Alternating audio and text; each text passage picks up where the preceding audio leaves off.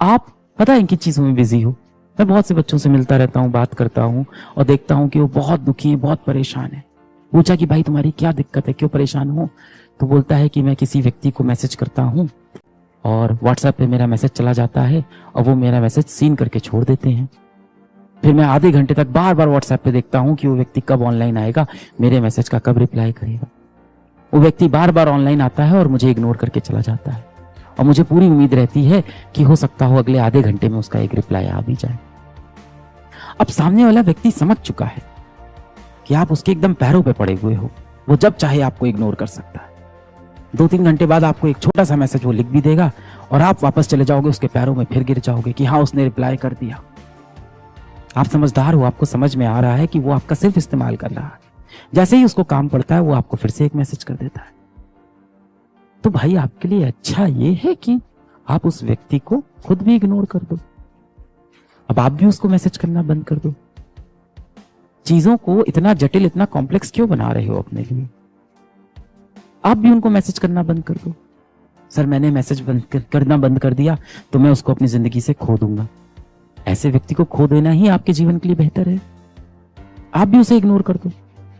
जब आप उसे इग्नोर करोगे तो दो चीजें हो सकती है। एक हो सकता हो वो आपके महत्व को समझ जाए, वो आपको उतना ही महत्व देने लगे जितना आप उसको महत्व देते हो। दूसरा हो सकता है कि वो आपसे बात करना बंद कर दे। अच्छा है, ऐसा व्यक्ति आपके जीवन से चला गया, आपके लिए अच्छा है। क्या होगा? दिल टूट जाएगा। सबसे अच्छी बात है, जीवन में एक बार दिल टूट जाए इंसान बहुत मजबूत बन जाता है। एक बार तो दिल हर किसी का टूटना चाहिए, मजबूती देता है आपको अंदर तक। फिर आपके अंदर लड़ने की ताकत आ जाती है जमाने से। और मैंने बोला ना, दिल का टूटना जो होता है टेम्परेरी लॉस होता है आपका। सर नहीं रह पाऊंगा उसके बिना। क्या बात कर रहे हैं? 1 दिन, 2 दिन, 1 महीना, 3 महीना, 6 महीना, 1 साल, वापस तो आ ही जाओगे। देखो यही जीवन का कठोर सत्य है। हमारे सबसे नजदीकी लोग इस दुनिया से चले जाते हैं कई बार और फिर भी हम जीवित रहते हैं। आप देखो भगवान श्री कृष्ण ने भी अर्जुन को यही बोला था। महाभारत के समय भगवान श्री कृष्ण ने अर्जुन को यही बोला था कि हे अर्जुन, जिन लोगों को तू समझ रहा है कि तेरे मृत्यु के बाद ये जी नहीं पाएंगे, ये हाँ तेरे मृत्यु के बाद ये रोएंगे, दुखी रहेंगे, पर कुछ समय पश्चात ये तुझको भी भूल जाएंगे। ऐसी ही मेरी माया है, दुनिया की माया ऐसी ही। तो आपके लिए अच्छा होगा कि ऐसे लोगों से अब आप पीछा छुड़ा लो जीवन का। क्यों चीजों को इतना जटिल करना है? अगर आपको वो इग्नोर कर रहा है तो क्यों आपने मन में एक पागलपना बसा लिया है?